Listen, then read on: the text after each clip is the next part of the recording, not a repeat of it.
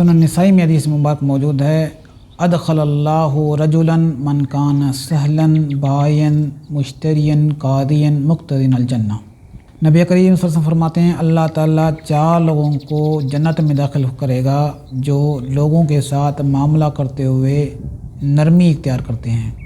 وہ 4 لوگ کون سے ہیں؟ سب سے پہلا ہے خریدنے والا۔ کوئی بھی چیز خریدتا ہے کسی بھی نوعیت میں، جیسے سبزی والے سے سبزی خرید رہا ہے، سبزی 90 روپے کی ہے، مگر دیکھ رہا ہے کہ سامنے والا بندہ غریب ہے، مستحق ہے، اس کو 100 روپے دے دیتا ہے، جنت میں داخل ہو جائے گا۔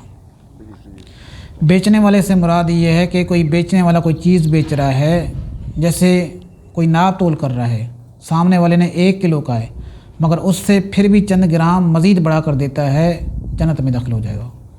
فیصلہ کرنے سے کیا مراد ہے؟ کوئی بھی شخص ہے، حکمران ہو، سیکورٹی فورسز کا ہو یا عام بندہ ہو، اپنا فیصلہ کرتے ہوئے، ایکشن لیتے ہوئے، ڈیسیشن لیتے ہوئے یہ بات ذہن میں رکھتا ہے کہ میرے اس ایکشن سے کوئی بندہ بلا وجہ تکلیف میں، اذیت میں مبتلا تو نہیں ہوگا، کسی کے لیے بلا وجہ پریشانی تو نہیں ہوگی، جنت میں داخل ہو جائے گا۔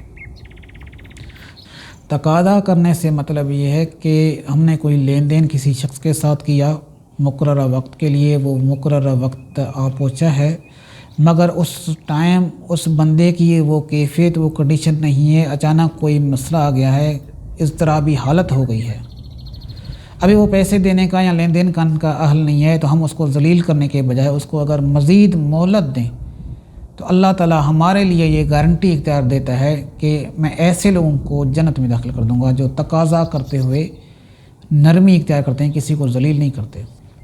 کیا ہم ایسا کرتے ہیں؟